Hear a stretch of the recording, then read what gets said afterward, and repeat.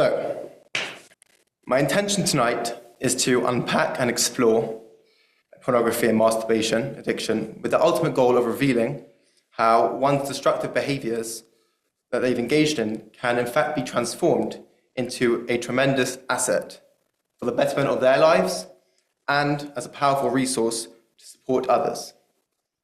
Now, people ask me how this could possibly be the case.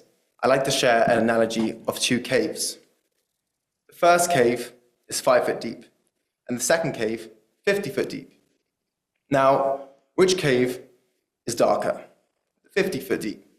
But so too, which cave is a vessel, potentially for more light? Also the 50 foot deep.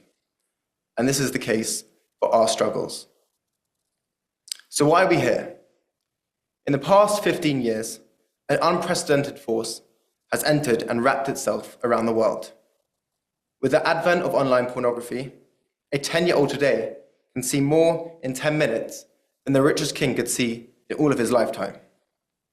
We are confronted with one of the most potent and most accessible, yet least regulated drugs in the world, supported by an industry generating over $200 billion annually and employing the cutting-edge science in neuroscience and marketing, and it accounts for an astounding 25% of global daily internet searches. To compound this matter infinitely is the new age of VR and AI. What we are dealing with now is not even close to what's coming. To highlight one such example of how disastrous this is already playing out to be, with access to these language models and visual tools, an individual can now, within a few minutes, generate photorealistic pornography of anyone they may or may not know, and of any age, and interact with them as they please within a VR headset, as though they are in the room themselves. Such a person can even make the argument to themselves or others that there's nothing wrong with what they're doing. It's not a real person. It's legal to watch murder in movies, which is illegal in real life, so why shouldn't this be legal too? And the truth is, governmental bodies are way out of their depth to legislate this, as they have admitted publicly. So as these issues rapidly increase, teens and children are being exposed at younger and younger ages and are enabled by the seclusion and anonymity that pornography offers, free of charge and always accessible. If we all just appreciate just how much technology has developed in the last 20 years, that's going to happen again in the next 2 years alone. It's important too to remember that during the COVID pandemic, most teens were locked inside their house for over 6 months.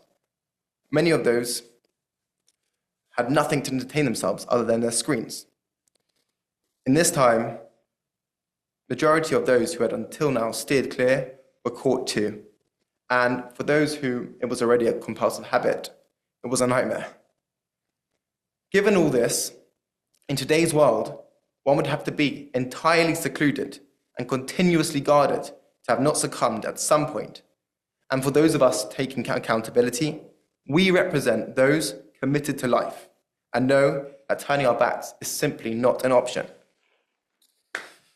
So sometimes in life, things come up that take priority over all else. For example, chronic illness or a distressed family member. God forbid it should happen to us.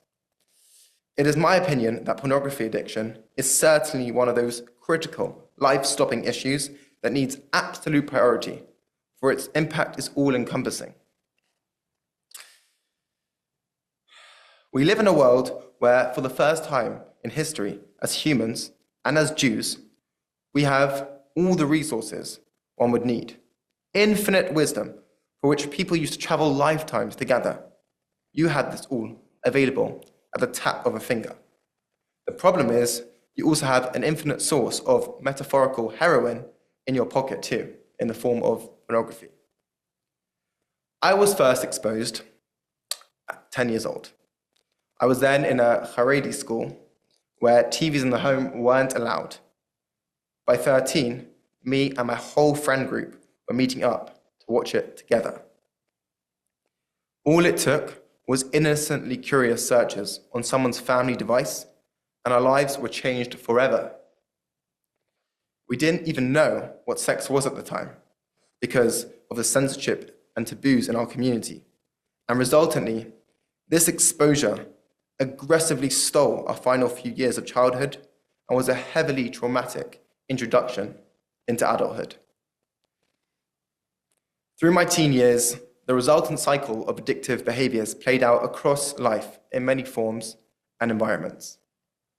Retrospectively, though they were incredibly painful and took, and still take, much work to overcome, ultimately I'm grateful for them because they were the very mechanism that brought me to the place of strength and direction I feel I'm getting to today.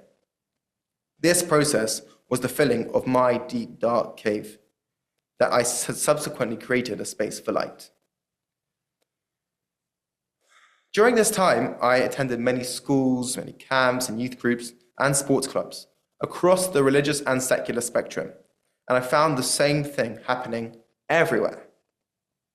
The majority of boys and a significant number of girls, regardless of whether the place or the level of religiosity, they had found a way at a young age, between 10 to 15 years old, to find access to a smart device, and they were, and still are, trapped in pornography and masturbation addiction, hounded by an ever-increasing need for stimulation, but resulting in an ever-decreasing feeling of satisfaction, which causes an increasing need for stimulation and results in an ever-decreasing feeling of satisfaction, continuously and progressively damaging every aspect of their lives. We didn't hear a word from our elementary or middle school teachers, so when we were first exposed to porn, we either became disgusted with our parents, imagining them engaged in such behaviors, for we knew not of anything else. Or since we had no previous concept of what this was, we thought we had stumbled across a terrible secret about the world and we couldn't speak about it. Years later, we then had to listen to fluffy, abstract lectures in indirect language around the subject once we were already long addicted. By 16, still heavily overwhelmed in the struggle, I was fortunate to successfully found several youth organizations. Feeling provoked to action, I was committed to engaging on the subject in a real and impactful way. This carried on through yeshiva, where I led dynamic groups of 30-plus boys weekly. I engaged not only with my contemporaries, but also with rabbis, teachers, and other leaders to educate myself on the real-world problems that they face in their communities and to offer what I've learned through my own journey. What I know for sure is that this isn't even getting a fraction of the attention it demands, and yet it is one of the greatest threats to the fabric of our people, its education systems, its homes, and all the good that comes from them, and I believe it's one of the most shared and also maybe the most hidden problems among society as a whole. That said, I intend to give everything I can as part of a constantly developing global team with laser focus on precise goals to collect and deliver the most powerful resources and guidance to all demographics and stay at the front lines as time goes on. So, let's explore the present problem so we can see it for what it really is, and then move forward with strategies to overcome and inject power and presence into our lives and of those that we love. So my biggest fear, primarily, is the impact on the current youngest generation, our generation, and all to come. We feel a deep divide with our religious and institutional leaders in this particular aspect, speaking of, since when they were our age, this technology simply didn't exist, meaning we are the first generation going through this struggle and so naturally feel a huge language barrier between our experience and the words of support that our leaders attempt to offer us. As a teen, I realized that my rabbis and teachers had either never watched pornography and therefore couldn't truly empathize, or even for those that have, they certainly didn't do so as teens because the scenario of having an iPhone in your pocket or an iPad in the house is a 12-year-old phenomenon. I was particularly upset one day when I brought this up with a rabbi of mine who harshly told me how inaccurate I was that he and many of his colleagues had at my age, on occasions, viewed certain magazines. But today, they are all thriving members of the community, as if there was any similarity between a piece of paper and the high-definition, borderlessly graphic, infinitely novel in content that we have available in our left pocket. Scientifically too, even for those of our leaders who were exposed as young adults or later on in life, their brains were fully developed, so the impact pales in comparison to children and teens whose neuroplasticity, which refers to the brain's ability to change and adapt its structure in response to its learning experiences. So this neuroplasticity is far higher in our younger years, allowing porn, which is being viewed by young people, to completely reconfigure most elements of the individual's psyche, such that by the time that they are fully developed adults, they have lost most autonomy of thought, and their willpower to act on life is, swamped with a craving for the ultimate known source of pleasure, pornography. Thankfully and reassuringly, there are solutions and ways back, right? We're here to speak about those. And that's why we're here today, and stick with me, and we're going to explore them soon enough. I'm very excited for this. So, as it's clear, things cannot go on this way. Jewish and general education needs to get far, far more competitive. Far more needs to be done if we want to have any chance of overcoming this. We, your children, and that includes those children that are not yet born, and it includes the child within yourself, are begging you, help us. Please respond to our call. So the true battle that we face today is a battle of consciousness. Pornography is created to attack the deepest part of your consciousness. The Torah teaches that humans' ultimate form is to reflect the Creator by being creators ourselves. There are two forms that this creativity takes. One is to take thoughts and concepts and turn them into considered actions. The second is to intimately create life with our spouse through sex and procreation. Yet, in giving in to pornography addiction and masturbation addiction, you literally empty your source of creativity in both these areas. Your brain no longer functions naturally, and your body, through masturbation, depletes your sexual sensitivity. For men, quite literally chucks your creative force, your sperm, down the drain. And the truth is that all personal and collective success requires taking control of these creative processes. When these processes are misused, the drive to work hard, to aim forward and upward, the capacity to delight in the fruits of our labor, all get pulled from under our feet. We need to ask ourselves, do we really understand what it means to live fully? Do you know that every breath can quite literally be heaven, olam haba, let alone sight and taste?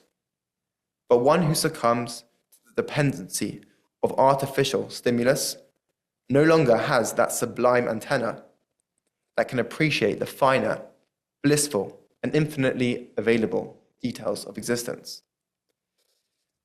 It is our religious and unwavering belief that Hashem, the Creator, made a world of perfect balance, and that humans are the perfect vessel to receive it. Built into this idea is the Kabbalistic concept that the prerequisite to a perfect world and a perfect vessel, right, is a state of brokenness that creates the opportunity for rectification itself. So this all means to say, don't worry, right? We have the capacity to heal this.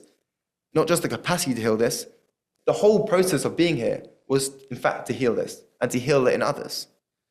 And you being here is such an important step.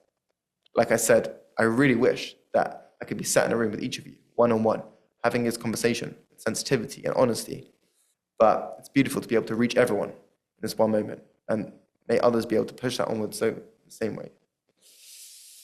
So, this concept of that from our pains comes our triumphs is rooted in our scriptures. In Jeremiah, it says, "Be'et sarahi li Yaakov u'memena yivasher." It is a time of distress for Jacob referring to the collective of us. But from it, he will be saved. And David HaMelech, the psalmist, says, "Hafachta mispadi lamachali." You have transformed my lamenting into dancing. It's beautiful, and it's true. And that's what we're all here to do today. The world can be divided into two groups: those who are empowered to navigate life with a sense of self, and those whose lives are dominated by reactions to the fleeting thoughts and sensations that pass through them. The mission here is to ensure that we and those around us, and those beyond our immediate vicinity, are members of the first. A study was conducted by Tony Robbins, who is a famous self-help guru, among millions of participants, and it concluded the following. We all have the same 6 needs, right? We just prioritize them in a different order. And people will quite literally give up all their goals and dreams to meet their needs. The study also showed that any time the mind perceives something that you believe, feel, or do that satisfies at least 3 of these needs, you become addicted to it. Once we appreciate this, we don't see people's behaviors as reflective of who they are. Rather, we see people as trying to satisfy their needs. It's a strong tool for compassion. So I'd like to go through these and briefly analyze the relationship between these needs, pornography, and masturbation. So the need number 1 is certainty, to avoid pain. That's why we need certainty. The need number 2 is uncertainty, right? Because we need variety to avoid boredom. The need number 3 is significance, for we all need to feel unique. The need number 4 is connection or love, and people usually settle for connection rather than love because love requires deep vulnerability. Need number 5 is growth, to give us a sense of progress. Our bodies are quite literally built to walk uphill. We are upward-facing creatures. And number 6 is a sense of contribution. So, let's explore pornography and masturbation in relation to these. Right. Certainty, to avoid pain. Well, when we watch pornography, we engage in masturbation, it is certain that we are going to feel that release, and at least for that moment, avoid pain and perhaps even generate a strong source of pleasure temporarily. Uncertainty, to avoid boredom. Well, pornography offers endless content, and this endless resource is growing at an exponential, unprecedented rate. Significance, to feel unique. Well, pornography grants us secret access into intimate spaces, and its advertising, like all advertising, is targeted to you as the algorithm learns our specific preferences. The feeling of connection and love. Well, pornography consumption releases copious amounts of oxytocin, which is the chemical in the brain responsible for the sense of love and connection. For growth and progress, in pornography and masturbation, this is all about getting to climax. Although pornography cuts out all the need for vulnerability, emotion, and emotional progress, which is where true progress occurs. And finally, the sense of contribution. Well, the deepest impulse in a human for contribution is sharing your seed with another, and pornography robs you of this. So to reiterate, any thought or activity that satisfies 3, we automatically become addicted, and pornography and masturbation underscore all of these intensively. So, chemically, what's occurring? Let's explore the science. This is the cauldron that is boiling in our brain during consumption and climax. The first chemical is called oxytocin. This promotes a feeling of connection or bonding with a partner. The next one is vasopressin, which drives sexual motivation to bond in the first place. Next is dopamine. This is associated with reward and pleasure centers in the brain. It creates a sense of euphoria and is also the survival chemical that gets us to do any work in life, including even the desire to eat. Then there's endorphins. These are natural pain relievers that contribute to a sense of well-being. And finally, we have serotonin, which plays the dominant role in mood regulation. An addicted person hasn't, as is commonly and falsely believed, got a heightened, relentless sex drive. Rather, they unsurprisingly have a brain addicted to itself, triggered by pixels on a screen and friction on your skin. And as soon as the addiction kicks in, it's no longer giving your brain pleasure, rather offsetting the pain caused by this numbing sequence itself. At the moment of release, our body takes a screenshot so it can remember where it needs to go to achieve these essential impulses again. The result is that you quite literally fall in love with your phone, hand, and the four walls of your bathroom. Every time you perform the habit, you're sending a signal, a vote, that this is who you are. And soon, the familiar past is going to become the predictable future. Okay.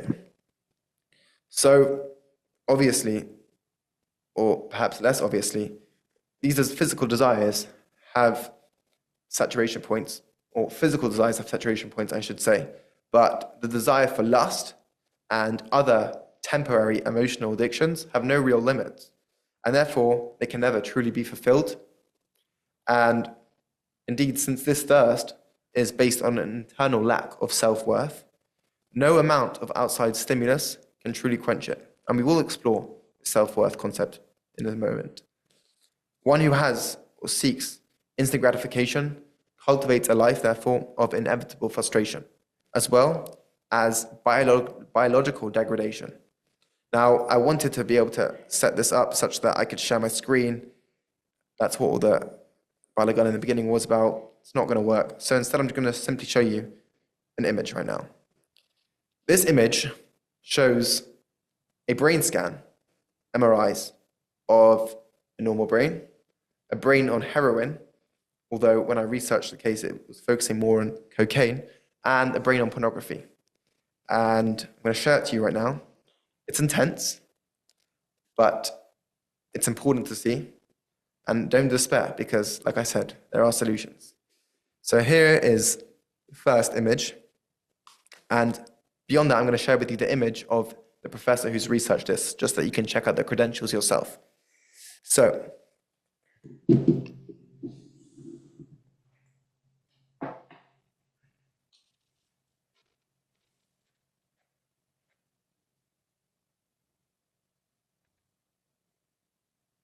and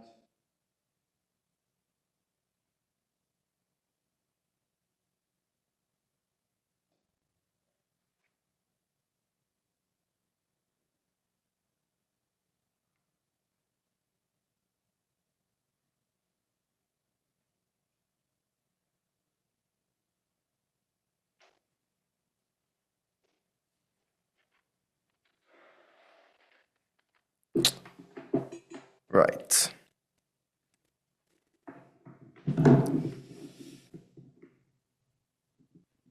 So, let's resume. Like I said, this isn't an opportunity to get incredibly distressed, because this can be fixed with the right time and work. But the consequences here, as you can see, are serious. It's not a joke. So essentially what's happening in that image, as you can see, is that these unhealthy amounts of chemicals are eroding at the gray matter, which surrounds the brain. And this gray matter is responsible for controlling movement, memory, and emotions. This can be resolved with abstinence and changes in behavior, which we'll go through, which the changes are noticeable as soon as 2 weeks, but do require several months or more to fully regenerate, depending on the individual themselves. So, this process of an individual addicted to viewing pornography and masturbation, firing and wiring these same circuits again and again, can turn a person into what it commonly does do, to something called a voyeur. This is where a person associates the entire scenario of intimacy as a spectacle, right? To be viewed in movie format. This, in turn, has led, as I have discovered in increasingly common interactions with couples and rabbis, etc., to perhaps one of the most traumatic moments of a couple's lifetime, which is meant to be at a time that is most beautiful for their relationship. And it goes as follows. When an individual rehearses this habit years on end, they teach their body that it's through pornography, pixels on a screen, that they should respond sexually to stimulus and become erect. However, when they don't have access to the screen, they or you can no longer have an erection, which causes a state in intimacy called erectile dysfunction.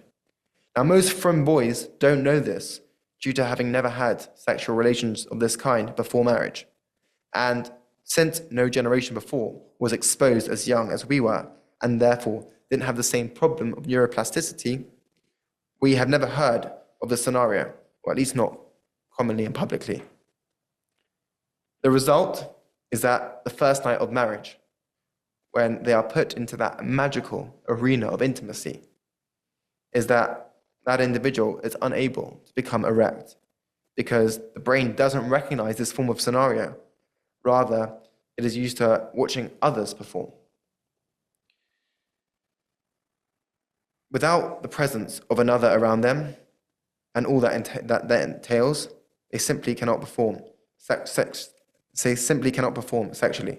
So, just to reiterate, such a person is used to seeing it on the screen, and therefore when it comes to the scenario, they are standing in person with someone, and they are being observed, and it is in that intimate setting, they have a completely different mechanism in the brain, or lack of, I should say. Imagine that being the introduction to your marriage. I specifically say erectile dysfunction during intimacy because this has nothing to do with erections at any other point in one's day. Those are caused by natural movements of the blood, but this refers to a state where we are standing in the presence of another and it requires a different form of mechanism. With this in mind, it seems somewhat absurd to me when I'm told by friends that they speak to their mentors about their sexual drive caused by this addiction, and the advice that they get is you should look to get married as soon as possible. Here the boy or girl is, right? They're watching pornography and engaging in masturbation several times a week, sometimes even several times a day, viewing some of the most attractive, so to speak, and photoshopped bodies on the planet. Were they to get married now, it would be catastrophic on their unsuspecting new partner who will simply never match up to the expectations of your addiction. Never. So, given this in mind, we've arrived at the fundamental topic of marriage and relationships. What do I know, right? I'm not married. So I've been blessed to have been personally exposed to many marriage dynamics. That includes divorces, infidelity, and relationship trauma, as well as beautiful marriages and beautiful homes that are flourishing and thriving. I'm blessed to have a huge family, and alongside them are the countless couples and spouses that I've been privileged to have spoken to, as well as the communal leaders who work with couples daily. So, porn and masturbation are self-soothing, always accessible, absent of a second party, guarantee source of release. Given all those core chemicals we just recently mentioned and the experience that it offers, who needs another? Especially with their complications and the need for my constant vulnerability, refinement, and hard work. Of course, if we were logical beings, we would live our lives in a manner that prioritized establishing and sustaining a thriving family rather than self-sabotage. But those who have suffered with addiction know firsthand Humans are not rationally led beings. So, in this context of marriage, one of the many issues with porn is that men and women, spiritual beings, were created with physical attraction purely to motivate us to bond and infuse passion into our relationships. Once that has happened, the actual purpose of men and women's union kicks in, and that is to develop a world of new life and build a home, a family, and to serve the wider community and world. Pornography capitalizes on this initial function only, the impulse of gratification, which was created to initiate and lead into your spiritually intended purpose to bond and create. Once that's been grabbed from you by pornography's corrupt manner, i.e., once a person's climaxed through pornography, both their consciousness and sexual energy has been drained, as we spoke of previously. Beyond this, there is no space to build any such world. There is no partner, and there is no energy or desire to pursue one. In addition to demanding nothing of you, nor offering you anything back, pornography corrupts your spiritual mechanism so that you can't function in your intended way, and you become addicted to the cycle and the illusion it provides, and are unable to sustain healthy marriages and relationships.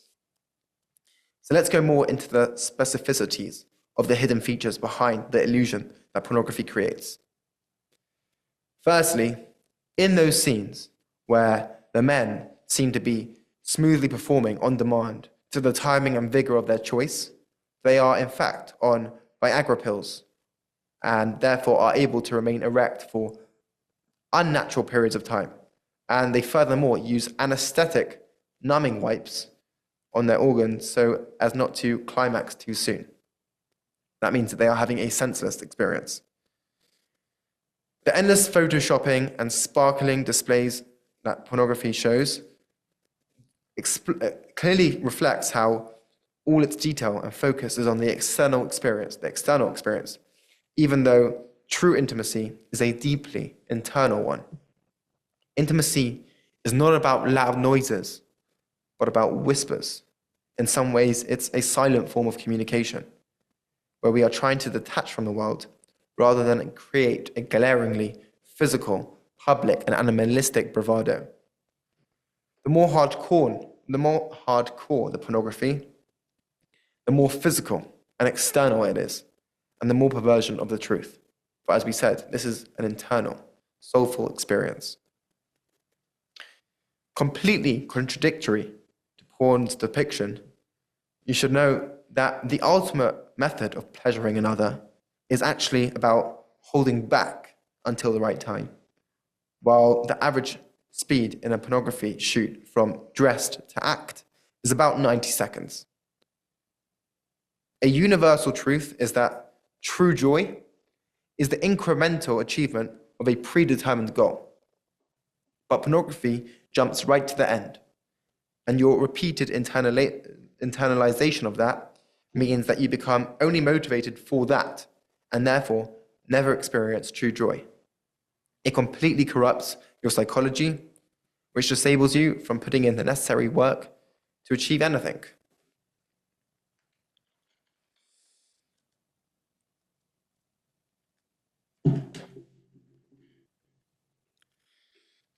Pornography never shows the before or after experience, even though that is where love is really cemented.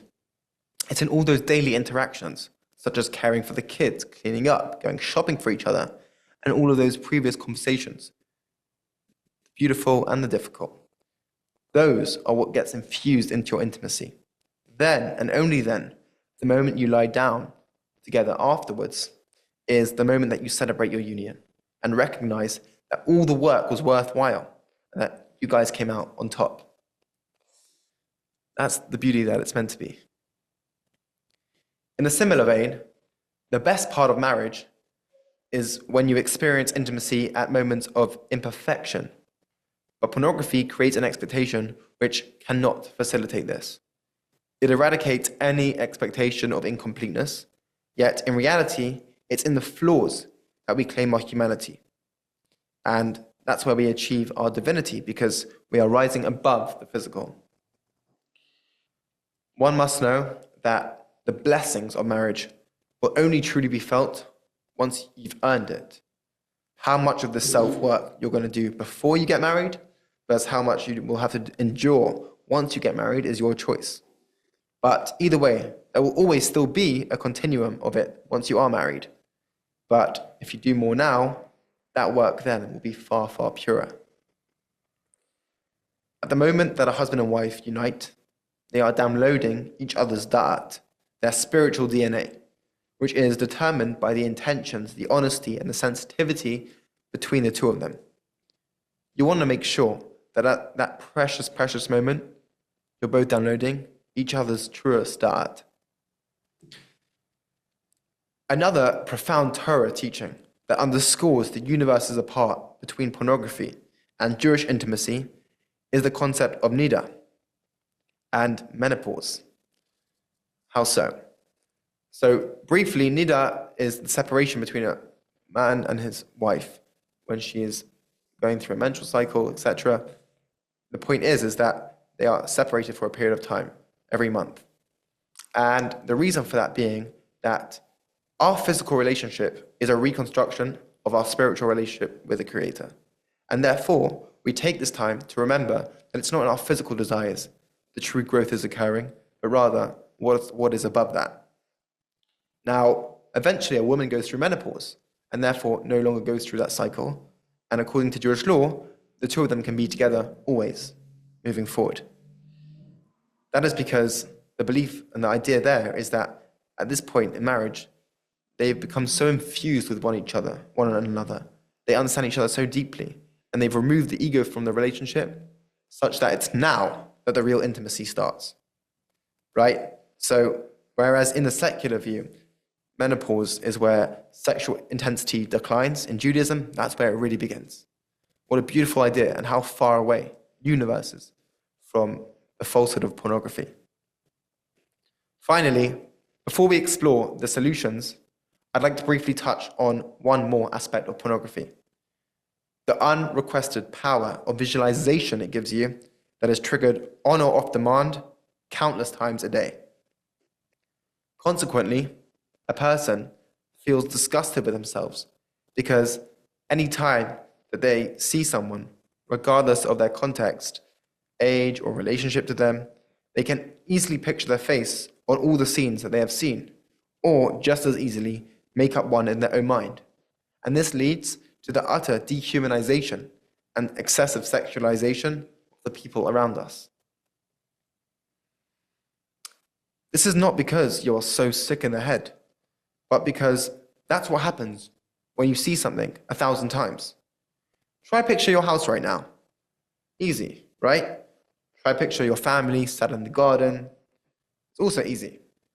Now, conceptually, plug that same muscle into pornography.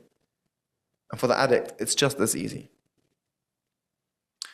One may be mid-prayer, learning, conversation, or any activity and become overwhelmed with these visualizations, and it leads to utter despair. Why? Because you feel that you are hijacked by some algorithm that lives inside your psyche and seemingly can't be reached and removed. But it can, and we'll go through those solutions now. A quick overview, right? We've covered the chaos of the modern social context. In this regard, we've explored the science and the potency of the addictions, revealing all the destruction it leaves in its trail. And we've revealed the traumatic depths to which our marriage and intimacy can sink as a result of these addictions. So guys, how do we solve the problem, right? How? There are 3 strategic pillars that all rely on each other. Number 1 is the conceptual framework. Number 2 is the practical long-term solutions. And number 3 is the practical short-term solutions. And I'm speaking, as I share these, in addition to all the phenomenal digital and in-person tools offered by Guard Your Eyes, whose resources and team are tremendous, and it's a pleasure to work with them. So, part 1. The conceptual framework begins by understanding who we truly are, recognizing the response here must be a total one across all the elements of our life, and removing the greatest barrier to success, which is guilt. And then we can bring passion into our lives. So let's go through this in depth. Realizing who we are. Since the nature of this problem impacts every aspect of our lives, we cannot respond with anything less than a complete reconfiguration of every aspect of our lives. Now, in the world of addictive habits, one can't take one source of pleasure away from someone without replacing it with something greater. What could possibly be big enough to replace this? I mean, the question is strong. How do we puncture the callous elephant skin that has covered our souls? We need to become deeply engrossed in a passion for existing based on future goals or a goal. Otherwise, we will constantly relapse. This is because if you are not defined by a vision of the future, you are fated to keep repeating the past. A powerful awareness to support us here is to realize that the future version of you is not yet to be associated with this addiction. The future you is not addicted. Take that in. The future you is not addicted. So what we are going to do now is step into your future self in the present. And we can do that. So the question that pervades this is, how do I create a meaningful and practical vision for my future? In other words, what should my career be? What should my goals in life be? What's the meaning of my life? And I spent a long time thinking about this, and I developed a question. And I've shared this with many people, and it seems to be successful. And if we ask ourselves this question and we give it the attention it deserves, we might actually be able to find the answers to our future. So the question you ask yourself is, and you should write this down, what is the greatest practical contribution that you can imagine delivering to the world using your personal tools and experiences and passions in a manner that reduces suffering for others, gives you energy and sufficient independence to provide for yourself and those reliant on you? That is your whole purpose, professionally speaking. So to repeat, what is the greatest practical contribution that you can imagine delivering to the world using your personal tools, passions, and experiences in a manner that reduces suffering in the world, gives you energy, and gives you sufficient independence, and that obviously refers to financial independence, to provide for yourself and those reliant on you? And on that last part about sufficient independence, if you want to have a left and right wing to your house and a nice wraparound pool, that is beyond the term sufficient. So we have to make compromises in our life to do things that are meaningful. So take 2 minutes now to start brainstorming some ideas. You won't complete this process, but taking action here is the first step. It's going to require you to take a piece of paper, you have the question, and just start dropping down words that come up. It could be anything, words that come up. It could be dance and building, and it can be teaching, and it can be animals, and it can be traveling, and it can be, administration to reconstruct a meaningful organization such that it flourishes better. It can be any of those things. And then what you do is you start to draw arrows between them. And along the arrows, you write what it would take to bring those things together. And eventually, you'll see enough of an intersection that is the place. And then you're going to start building from there. Where all those things unite, that is the base structure that you have for your career vision. Once we have this general image, we then have to set SMART goals. That stands for specific, measurable, achievable, relevant, and time-bound. Now, it is critical to success that these goals are tiny, incremental steps. The addicted mind can easily get overwhelmed, and you will fall hard at the first hurdle if you do not break it down into the most fine particle bits. Set the bar for your first steps radically low. Initially, these steps should be daily actions that take no more than 5 to 10 minutes. When we do this, and we truly commit in your heart and I speak only from my experience and from others, the whole world starts to shift around you to support this goal, as if you had started to put on magic glasses that highlight all that could be useful to you. Say that you just wanted to, you could do it now. Look around the room and say, where is red? Or where is green? Where is blue? And suddenly they will pop out at you, even though you hadn't noticed them previously. Life is like that. And the world just starts to open up to you. Furthermore, since we are habitual creatures, if you keep this progress up, right, these incremental goals, for 30 days, it will genuinely become more uncomfortable for your body to stop performing them than the effort that it would take for you to do them in the first place. And the result of this is you start to spiral upwards into the greatest version of yourself. And it's wonderful to see. So picture the person who is best reflective of the mission that you've written down, once you have written it down, and start right now in all the tiny things that require a response from you in the minute to minute of life to reflect that person and become them. There is always opportunities for this refinement of self, every second. Most importantly, don't wait for the perfect time to start. Tuesday mid-afternoon is the best you'll ever get. Don't fall for that fresh Sunday trick. It gets millions and millions of people's dreams. So the idea here is that if we actually want something, we can have it, right? The question is, what does wanting something really look like? The answer is, one, you have to reorient your life in every possible way to make the probability that that will occur as certain as possible. If you can't do that, then the real problem is that you don't actually want this. What makes a life worth living is primarily responsibility, not pleasure. As servants of the world, we are charged with tikkun olam, right? Fixing the universe.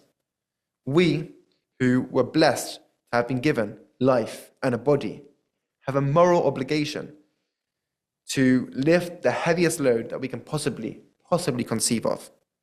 And the pathway that we set out on, based on this, will literally take us around the world on a magnificent journey.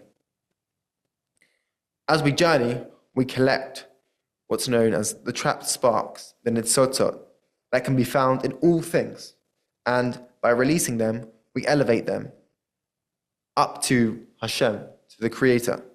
And in doing so, we can flip the whole world around us into radiant spiritual beauty. In a sefer called Likutei Amarim, there is a beautiful idea about revealed versus hidden leaders. Essentially, our souls are interconnected and have responsibility for the souls of others, some of those who we never actually encounter in our daily lives, or possibly ever.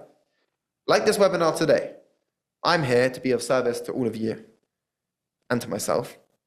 And some of us will never meet, and yet my soul's purpose here is to support yours. When we develop ourselves, we build these other souls up too. And when we lower ourselves, we lower their souls too. This is especially true by your present or future spouse and family. Now, some people go, gosh, that's a lot of pressure. I say, no, it's a lot of responsibility. And how beautiful that is. Life is only worth living for that which we take the load on. And the only things that we can ever claim to be ours are that which we give away. And that includes the best parts of ourselves. So, based on this, and it's a truth that we can observe in our day-to-day lives, our actions in relation to this bring people together and they keep people apart. If we don't act as we should, we don't enter into the spaces that we were destined for, and therefore we don't create the results in the world that only we could have brought. A successful breakthrough in life is what happens when radical preparation meets opportunity. In my life, this has always been the trend. If I intensively prepare and better myself each day in every area of my life, I can be sure that at the moment that a specific part of myself is required, I can show up in my most optimum form and give optimum results. And the exciting part is that you never know what's coming. All of this which I'm sharing with you is removed from the equation of our capabilities and potential when we're trapped in that cycle of pornography and masturbation addiction. It's interesting to notice that human beings are the only species which don't naturally perform at their truest potential. I mean, how tall does a tree grow? As tall as it possibly can. How fast does the lion run? As fast as it possibly can. How bright will the stars shine? As bright as they possibly can. It's only humans who fall short in this regard. And yet we are also the species with the greatest potential. The natural world is waiting for us to take responsibility over it. But we must start by taking responsibility over ourselves. It's so much bigger than porn. Pornography is just the final part of everything else that is slipped or shoved into our daily lives, that pushes us further along the path of the spiritually blind, who stumble through life, reacting to the triggers set up everywhere just to distract them. Shmiras inayim, protecting what you expose yourself to visually, is a lifestyle that is determined by a hierarchy of values, the top being that I, a neshama, a soul, inhabit a divine and perfect vessel whose function is to elevate the world. And I'm in love with the idea of nurturing this vessel so that I can serve the world as best as I can and live in a relationship with the source of the universe. Therefore, I'm going to be incredibly conscious about what I bring in and where I bring it in, and incredibly conscious about what I let out and where I let it out.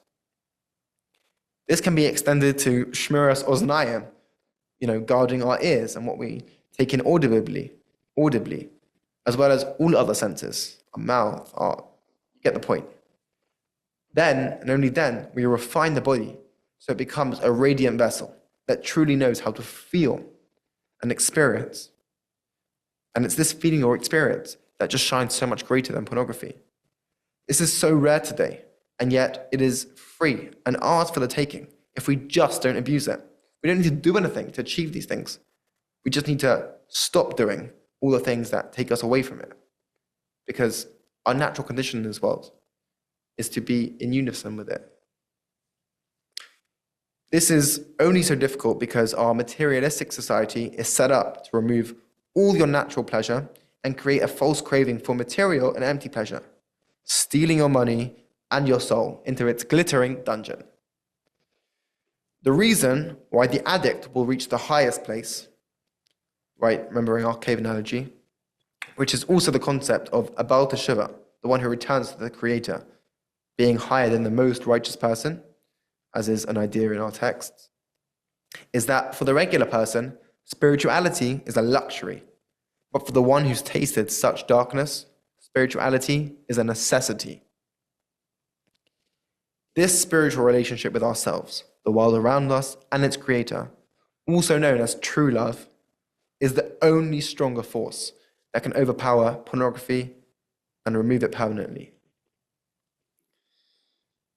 Step 2, right? So we now realize who we could be. Now we have to learn to remove guilt, because now we have to evaluate our current self-esteem. For you live your life in a manner through which you view yourself. Listen to yourself now. What do you think about yourself when you are by yourself that has no relation to anything outside yourself? What do you think about yourself when you are by yourself that has no relationship to anything outside of yourself? Most people get completely blank when they even try and consider that, because we've never once been in that space. To consider myself by myself with nothing outside myself, not my sports team, it's incredibly difficult. It's incredibly difficult. You have to ask, do you identify as an angel on earth, affecting thousands of things just by existing, let alone when you're acting? Or do you identify as a fleshy, bony machine that responds to random internal triggers without direction? This whole process of self-worth depends on whether you see yourself as guilty or innocent. Are you a pure child that has had to navigate through the rough terrains of the adult world that is lost and needs loving care and guidance? Or are you the should-be perfect person who has squandered all the opportunities you could have easily taken and failed to be the superhero that you ought to have been for everyone around you, and now curl up in a ball and hide? This is quite literally how most people speak to themselves, and it's a tragedy. The ultimate destroyer of self-image is guilt. You must remove any guilt from your language. That's the most destructive force in our lives, and the most egotistical form of expression. People can become quite literally addicted to the feeling of worthlessness and failure. Why? Because that way you can forget about taking responsibility altogether. Remove the guilt of the past. Remove it. This much is certain. You acted then according to your level of awareness, or lack of at that time. If you had been more aware, you would have acted differently. That's just the truth. So stop verbally abusing your younger self who was curled up inside you, and let it go. Let it go. Let it go. Stop comparing yourself to others. It's you with you. We never can truly understand or experience anything outside of ourselves. The only thing which can even come close to that is physical intimacy, when we are almost one body with another. Without the vantage point of Hashem, right? Without the vantage point of God, who stands outside of space and time, we cannot fully appreciate why we had to go through this addiction, or any struggle, or anything, until at least our material life is over. So give up on using your energy trying to get the answer. Start creating it. More in this guilt language, we are only contaminated when we engage with these things because we are worth so much more than what's going on here. The word contamination implies that the real state of something is far, far clearer. And that is certainly the case with us. Far, far clearer. The addict sees the brokenness in the world everywhere. So, according to their perception of the world, they seek pleasure to counteract that brokenness. They might seek this in the wrong places, but their goal is to find pleasure and joy in a world that only offers them broken and soulless places that they draw that joy from. Speak to yourself and say, I understand why you felt the need to seek this substance so powerful. It's the reasonable response to the condition of the world. For humans' natural nature is to seek comfort. And this was your comfort. Know that what happened to you and why that isn't, know that this is what happened to you. This was the mechanism that you were following in your brain, seeking comfort, which is the natural thing to do. And just understand that this is not your fault. It's not your fault. You were confronted by a force far, far bigger that has never been seen before in humanity. We did not go through the evolution to prepare for this. That's why you got stuck. But it is your responsibility to get the support and transform your pain into power. In the word of a great mentor and friend of mine, Rav Yaakov Klein, your negative passions and desires are holy energies in disguise that are being mischanneled and misinterpreted. They shouldn't be squashed or criticized, but rather transformed and elevated. And in the words of my holy mother, when you are suffering, you are inside a tunnel, which is very dark and hard to navigate. But when you are in that tunnel, you need to remember, it's just a tunnel, not a grave. Don't turn your tunnels into graves. So here's a nuclear bomb of a tool, right, that will help you with this self-esteem issue. If you reflect for a moment, you will see that a natural tendency for many people is to speak negatively about themselves in the first person and positively about themselves in the second person. It's the difference between, I messed up, I'm a failure, and you can do this, you're strong, you're brave, you're powerful. Let's go, Second person. Now, while this may seem harmless, what it in fact does causes you to primarily identify with the negativity, the I, the negativity, and view the positivity, the you, as a friendly voice that sometimes comes to visit. So what we need to do is we need to change our internal talk from the natural tendency to use I negatively, and rather use you when we speak negatively, and to change our positive talk from you to I.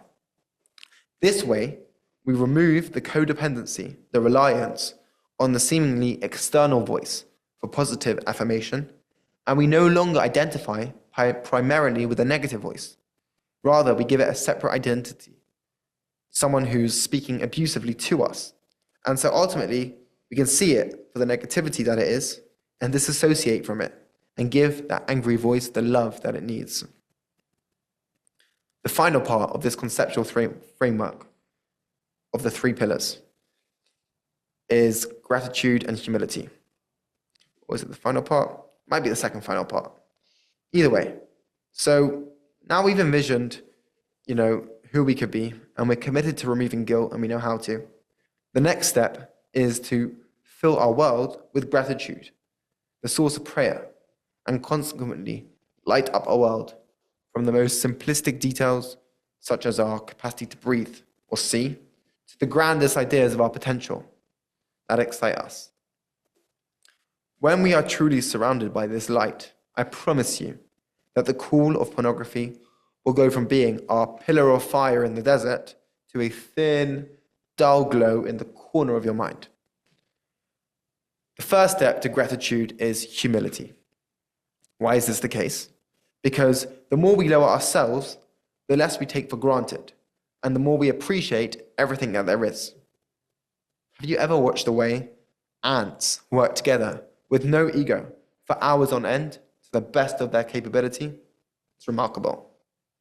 How about your mother's smile and the utter commitment to you that lies behind it? How about the wonderment that I can sit in New York and be speaking to a friend and seeing him in live time in Australia across the world? Or that we can get into a metal tube and fly across the entire world in a day in this box that weighs thousands and thousands and thousands of pounds.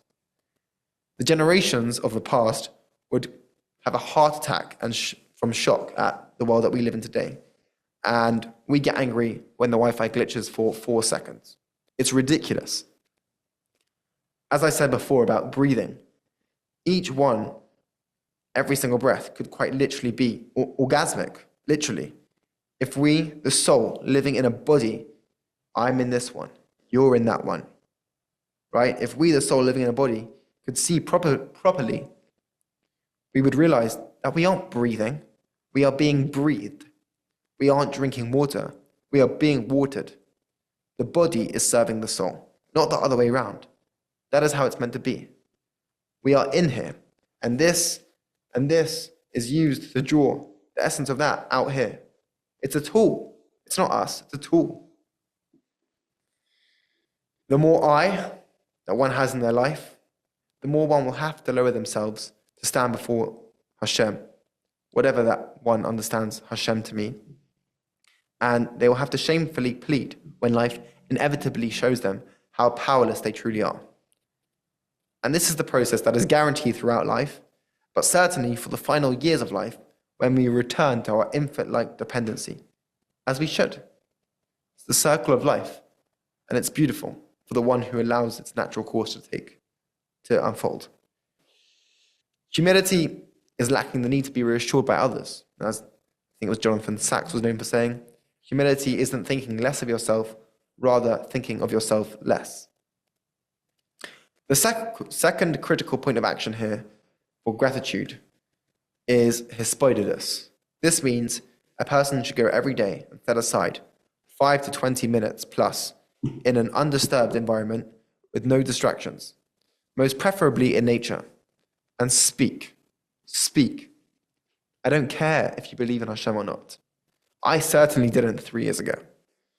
But when you speak, and if we have time, I'll show you at the end how to the best of my ability, through meditation, a person who speaks creates a cosmic relationship with themselves and the source of all life, where my feet are on the ground, but my soul rises above me and allows me to speak to that which is both all around me, but beyond the furthest cosmos too.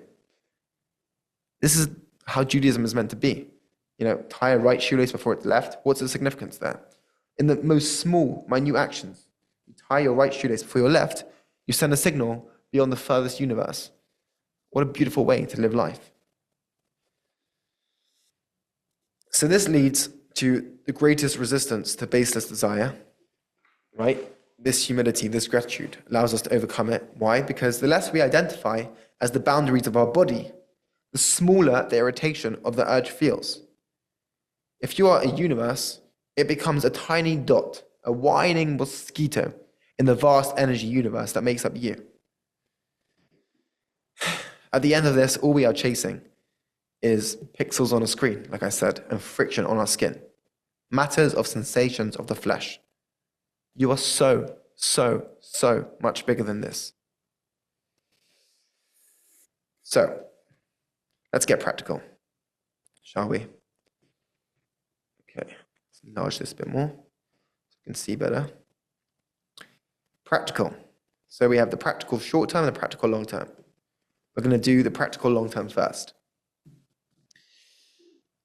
First and foremost, you have to turn your mindset into not about whether I watch it or not, or whether I put myself in a place where I can masturbate or not, but rather, it's not about. It's rather about, am I even allowing myself to be in an environment that facilitates this, right? So view the combination of isolation and internet access the same as an alcoholic in a bar.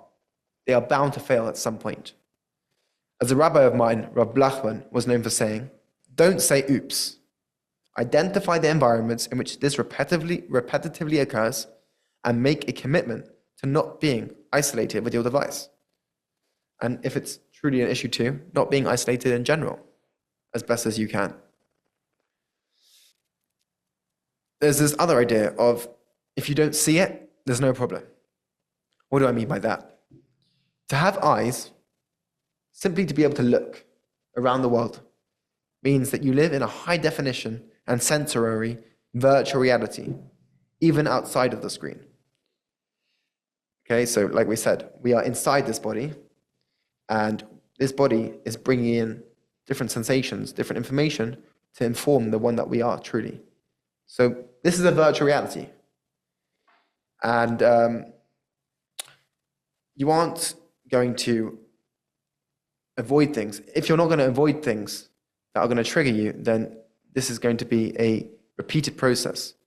So we need to first see something and internalize it for the issue to occur. So when you are walking, anywhere which could trigger you, which in this world is basically everywhere, just tilt your eyes slightly upwards, and this will blur your peripheral vision around you. I promise you, that feeling of overcoming yourself countless times a day feels so incredibly rewarding. As the Zohar, the primary book of Kabbalistic texts, says in reference to lust triggered by visual intake, feed it and it's always hungry. Starve it and it's always full. This is true. Try it. But there's a huge difference here between starving it, meaning little to no stimuli, versus light to moderate stimuli constantly. We need to acknowledge the effect of the light stimuli in our lives. This includes social media, advertising, and as I mentioned, people passing you in the street. I'm not here to tell you what you should or shouldn't do in this regard. God forbid that. But it's just an honest reality that we have to appreciate. The next long-term strategy is visualization, which is appropriate, right? Because we're dealing with a visual problem primarily, so it's through visualization that we're going to have our greatest success. Visual tool number one, it's called shrinking the energy ball. In this case, we close our eyes and we picture the urge as this ball of fire, however you see that, right? And it's raging and it's huge and maybe it's 10 feet wide or maybe it's 1,000 feet wide. Picture that. But once you picture it, then perceive the space beyond it, right? there's always infinite space beyond it. And expand yourself to that space. And then start shrinking this object, this ball. Watch it shrink. As you grow bigger, it grows smaller. Therefore, the irritation too will shrink. Another visualization tool is seeing it as a huge mosquito on your neck, sucking out your spiritual life force. Really see that in all its details. And see it as injecting chaos into you. See it fattening with the blood of your soul, and then smash it. Smash it. You don't want this on your neck, I promise you. The next tool, a visual tool, is a car ride. So what we do here is we sit in a car, right? It could be a Toyota Previa, a van. It's got to be a car with lots of seats, as many as the years of your life. And you're in the driving seat, and next to you, going backwards in order, is all the previous versions of yourself. 1 year younger, 2 years younger, 3 years younger, all the way to the baby. And when this irritation occurs, you're going to close your eyes, and you're going to listen to who's screaming. Who is it that this irritation is coming from? Because you right now is 1 second in your entire life. So probability speaking, it's one of them. And when you close your eyes, you see who's screaming, you can turn around to them, and you can give them the love and the attention they need. Speak to them and calm them down. Feel the sensation and the urge calm down inside you simultaneously. Similarly, we have the past and future versions visualization. This is that we stand there, we close our eyes, and we look to the left, and we see all the ages of us standing in a line. Next to us, the previous versions, and they're looking at you with their wide eyes, and they're saying, don't forget us, don't forget us. And then you turn to the right, and you see all the versions of you to come, for all those years that you, please God, will be around. And they're looking at you, and they're saying, please, don't forget us, don't forget us. And then you look backwards, and you see all of your entire ancestry line, back to the first human in your line.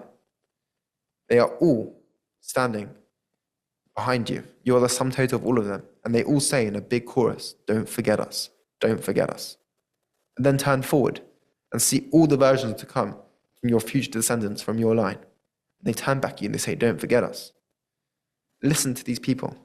They all rely on you. Take responsibility for it. With joy. What a beautiful way to live.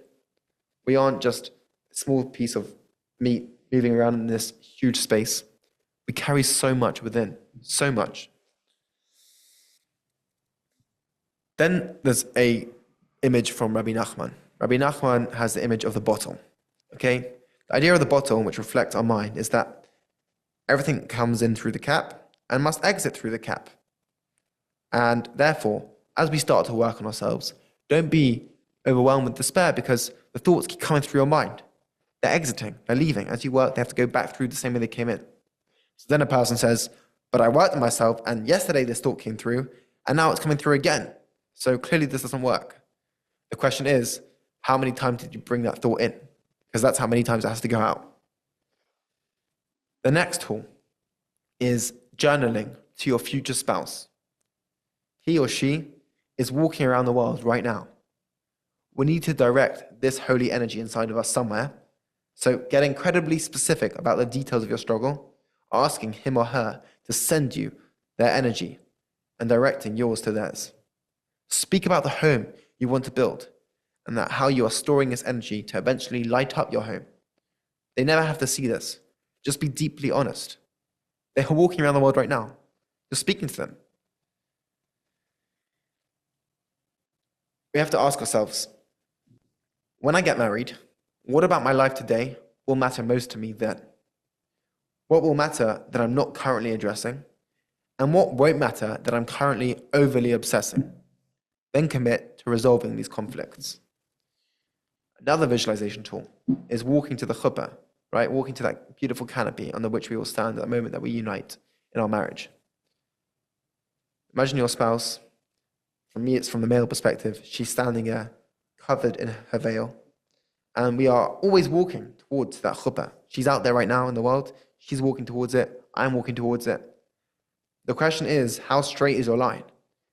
Do you get to walk down the wedding aisle and show up pristine? Or do you have to wade through the swamps and forests after steering off to the side? At a moment that a person starts to work on themselves, no matter where they are, they angle themselves immediately, perfectly, towards that chuppah and start walking. There is, of course, the physical chuppah, but there's also the higher chuppah, under which we achieve true unification with Hashem, with our Creator. And we are constantly striving for and revisiting this chuppah throughout our lives. It's time to start feeling it and seeing it. We find ourselves when we lose ourselves in the service of others. We need to start giving. For me, this was a wonderful place called Camp Hask, holiest place on the planet, outside of Israel, in my opinion. It's sustained periods of time of uncomfortable but devoted service until you become a pair of hands and legs for another person and you forget yourself. You turn around after like 10 hours and go, oh my God, I have not thought about myself in the last 10 hours. What is happening? It's splendid. Then, and only then, we finally exist above our conditioned body and its habits. You should seek the voluntary adoption of responsibility wherever it shows up, no matter how small.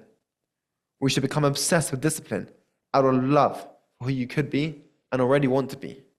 The body is watching, and it's waiting to be led. There's the raising the bar. Okay? So here is where you experience your irritation, feel it, and then raise your tolerance level just above it. We only follow through with our addictive habits when the irritation surpasses our tolerance level of discomfort. So feel it. Feel how high it is, and you're about to brim over it, and you're going to go follow through and just raise your bar. We can command our thoughts like this. We can. It's difficult, but we can do it. And it's the necessary work.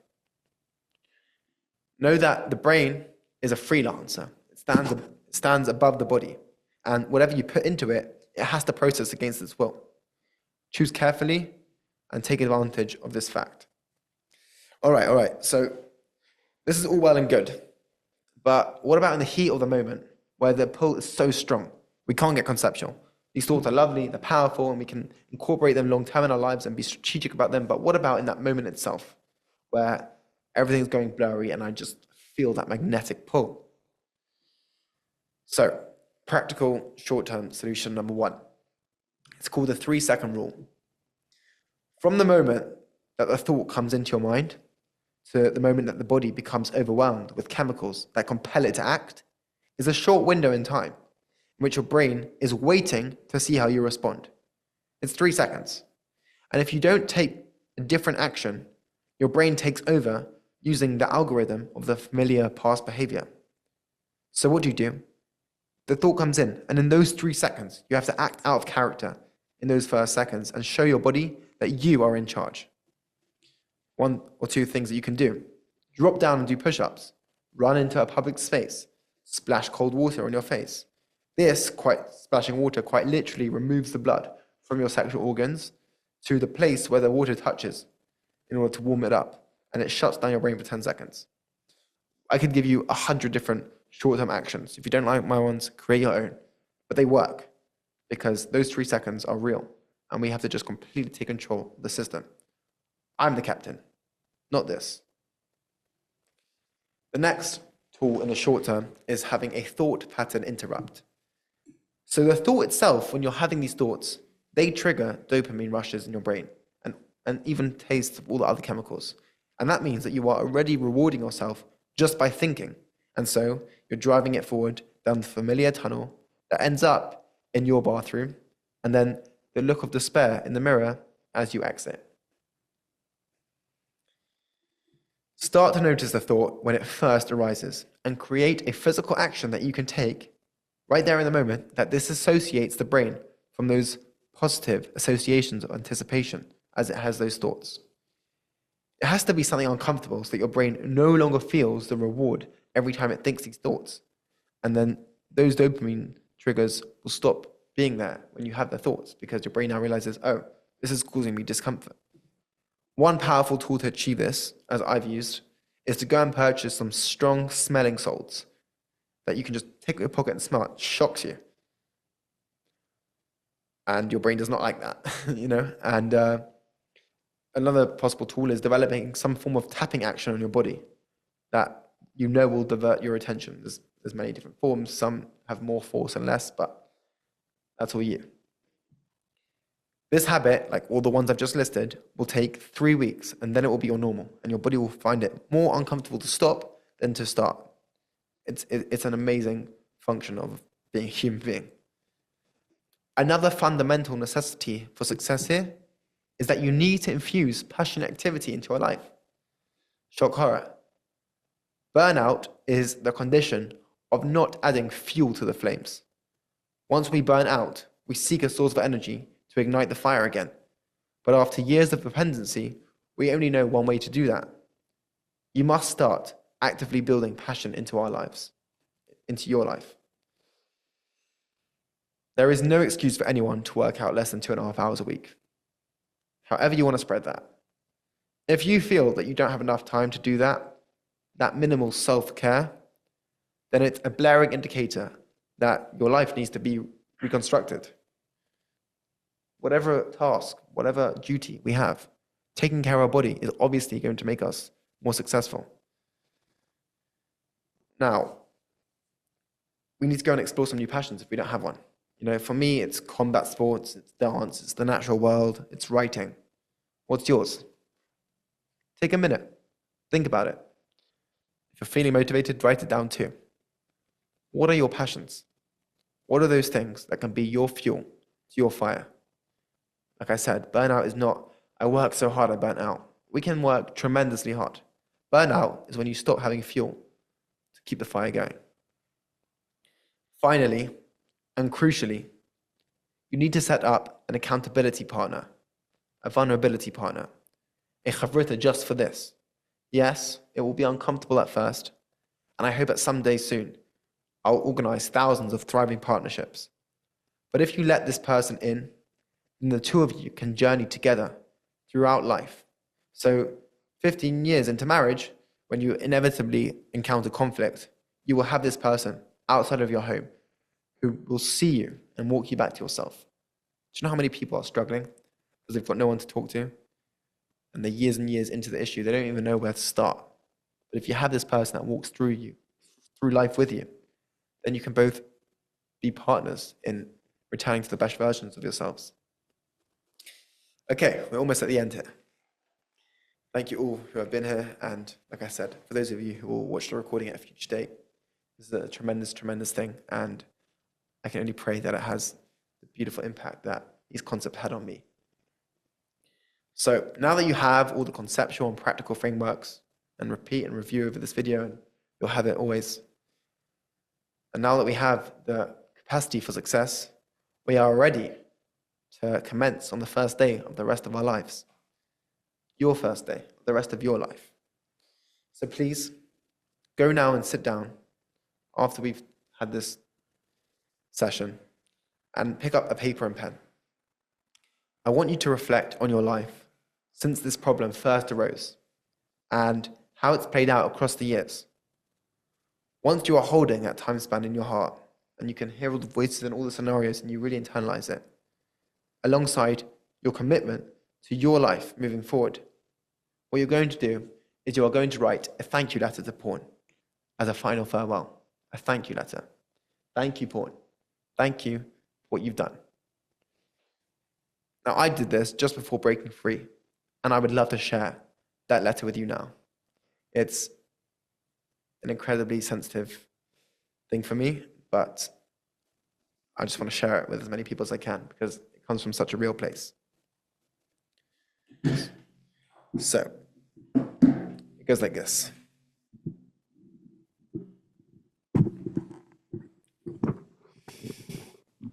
Beautiful. Right.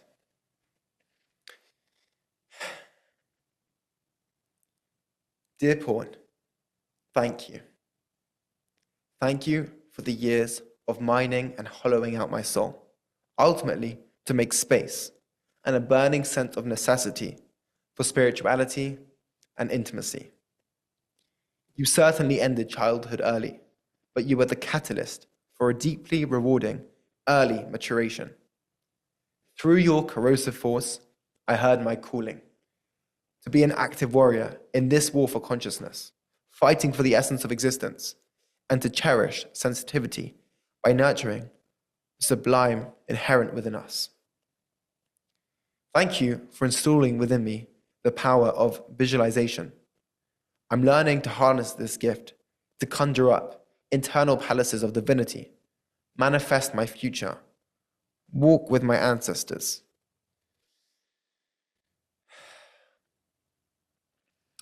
and see through the materiality so I can access and address the one, the creator behind it all. Thank you for breaking all the boundaries and flattening all social constructs. I'm now able to build freely, and each stone can claim authenticity and integrity. Thank you for dehumanizing men and women alongside the beauty of physicality. The pathway back has revealed how I walk among pristine angels, clothed within a dimension of matter. That these angels, myself being one, were granted the most profound condition, that we can reach out across our internal universes to hear the song and partake in the dance of each other's spirits through a wondrous medium called senses and emotions to accompany them, with millions of iterations in between, all to enhance the same cause of returning us to source. The illusion of separation that you were searing into my soul was in truth the precursor for connection. For as Saadiah was known for saying, the greater the split, the greater the reunion. Most of all, thank you for highlighting the fallacy that power and pleasure and all other children of fulfillment lie in the endless access to more. Rather, and in line with our precious tradition, it's constriction that brings expansion, knowing how to hold back until the specific moment that inflames intimacy, and through separation, ben kodesh lecho, that we refine intention and achieve cosmic satiation. Herein lies the seat of my consciousness, to discern between revelation and concealment, and elevate everything. Eitz Chaim Hi, an ever-growing tree of life, available for those who nurture it. Each day, the passionate charge inside me expands, to eventually channel this fire into laser form down the singular, but all-encompassing space of Abayit Ne'eman B'Yisrael, my radiant home, and the women and children within it. I cannot wait. Thank you, Porn, for freedom. Saadiah Danielle. So, except for the meditation, which I'll try and lead us through now, that's all, folks. I really hope that this has hit home, and it's just the start of much, much more to come. Let's try this meditation now, see if it works. If not, oh well. And yeah. Okay. So, let us speak to the Lord.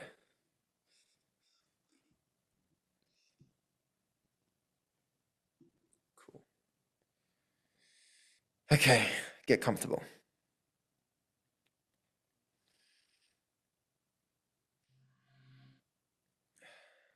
Perfect. Okay, so get into a comfortable position. Put your hands on your knees, like this or like this, whichever way feels most comfortable to you. You can close this. Let's begin.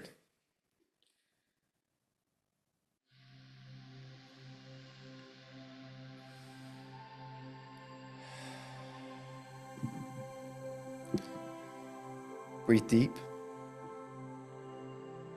3 seconds in. 4 seconds out. 3 seconds in. 4 seconds out. Keep this going. As you do so, notice the cool air as it passes through your nostrils. Visualize that air going inside of you into every cell, filling your body with life. And then exhale feel the warm air pass out through your mouth. Keep this process going.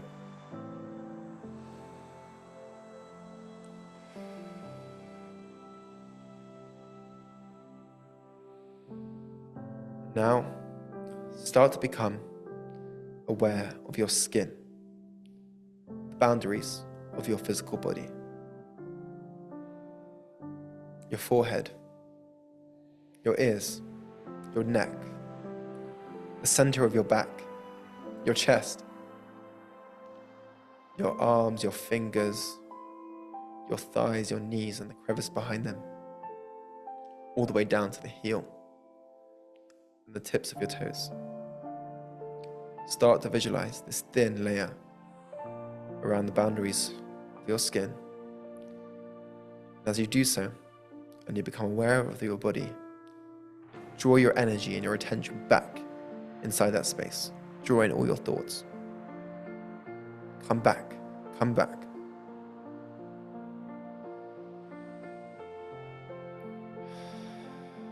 See,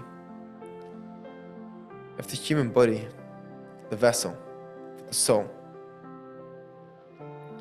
and this soul itself could be compared to a palace, you, the small you, is sat in some dark cellar somewhere in a box with a flashlight on, just revealing a few feet around. But it's time to step out and explore that box. As we have our eyes closed and we exist within this infinite space, we can go on that journey. So let's go together. I want you to go back to a familiar environment from your childhood. See it, hear it, feel it. Really visualize that space. It could be a backyard, it could be a school playground, it could be anywhere. You have it? Keep breathing. And now, out of the frame, walks in your 5 or 6 year old self. Absent-minded, they don't realize that you are there. He or she doesn't see you.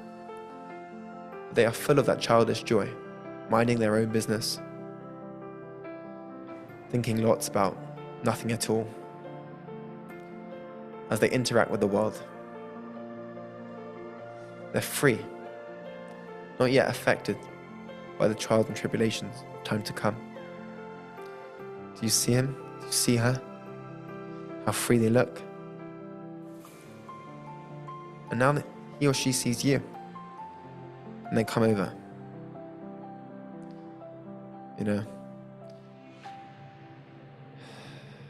they look at you, wide eyes, expecting something. And they put their arms up, waiting for you to pick them up. And you do so now. Bend down, pick him up, pick her up. Hug him tightly. Hug her tightly. He grabs on around your neck and hugs you back tightly. And you say in his ear, "I'm sorry. I love you. I didn't mean for this to happen. I'm pure, you're pure. The world just got difficult. I wish I'd been more for you. I wish I'd taken the responsibility and become the one that you always wanted yourself to be. And I am becoming it. It's just taking time." And this beautiful child doesn't really understand what you're saying. They just want to show you the toy that they have in their hand. And you realize then that they have an unconditional, unbounded love for you. It doesn't require anything for you to be worthy. And they show you this toy and you smile back at them and you laugh, a simple laugh of, I haven't accepted myself for so long. But now I can. That child is within you. He or she is watching you every moment of the day, waiting for you to finally acknowledge them and play with them. That's all they want. Get in touch with him again. See her beautiful face again. And now, put them down and watch him wander off back outside the frame and come back to yourself. There are so many versions inside of you and so many versions to come, and they are all speaking. At every moment in the day, they are all watching, and they're watching for you to take about accountability for them. Keep breathing. You're not done.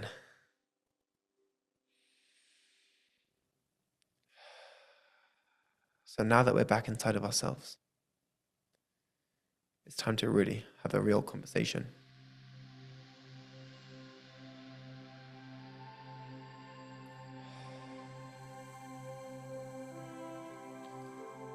Source of the universe, Creator, HaKadosh Baruch Hu, I want the real thing. I want the real thing. I'm here in this world, overwhelmed by many things I can't control. And I'm a good person. I just don't know how to handle them. I was never taught. You see me in the very place that I stand. You know that I'm pure. You know that I couldn't not be pure. And you know that I just want to be connected, that I want to give, that I want to share. I hate being selfish. I hate being stuck, but I don't know where to turn to. Where do I turn to? You, source of the universe, that makes up everything, including the words of my tongue and anything else. You can fix me. And I don't even need to be fixed. I just need to remember who I truly am and shed all that callous skin that has me wrapped in its lair. Please help me. I want the relationship. I want the relationship. I'm here for the relationship. I just want to be yours.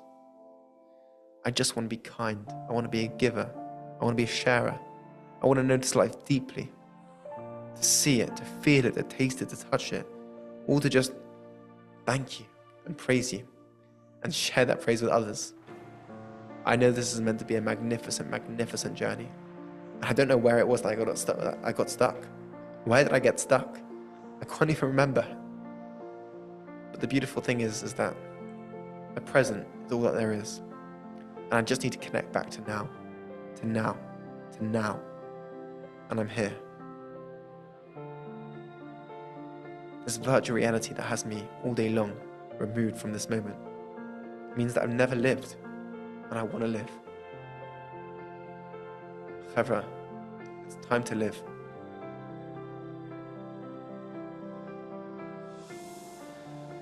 Visualize that chuppah. Visualize that canopy. Visualize him. Visualize her. Visualize the home. Visualize the world and all the service of which your face belongs on. They all can't wait to have you. And this pain and this struggle that you've been through was the absolute necessary pathway in order for you to be able to give the best version of yourself to them and to you. Smile. Breathe. This is beautiful. Soon we're going to come back into the world. We're going to open our eyes and we're going to see separateness again.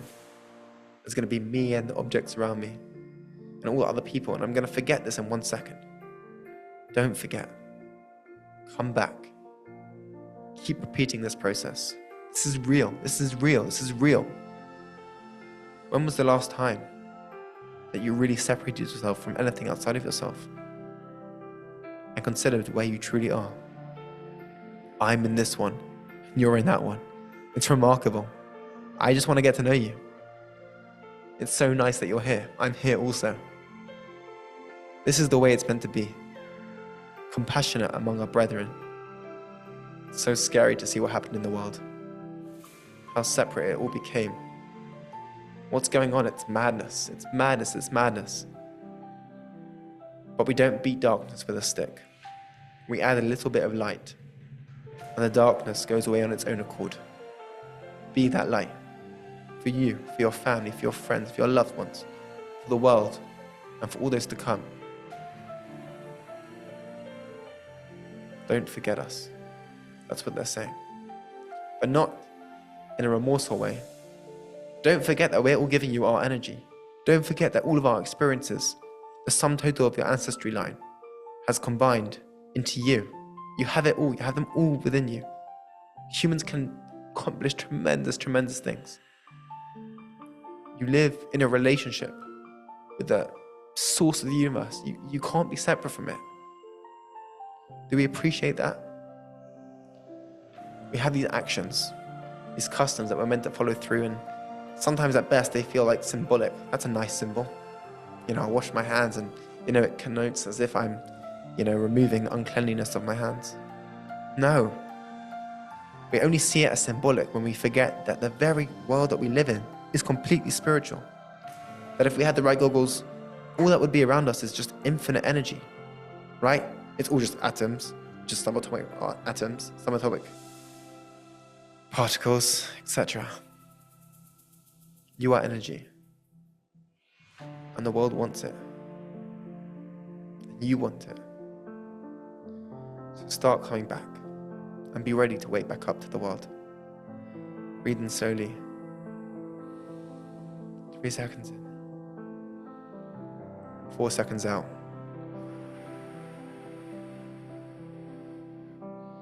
This is the gift of life. And it's an ever-growing tree of life for those who grab it. Make sure you grab it. And now, when you feel comfortable, slowly start to open your eyes and embrace life again. And never stop breathing deep.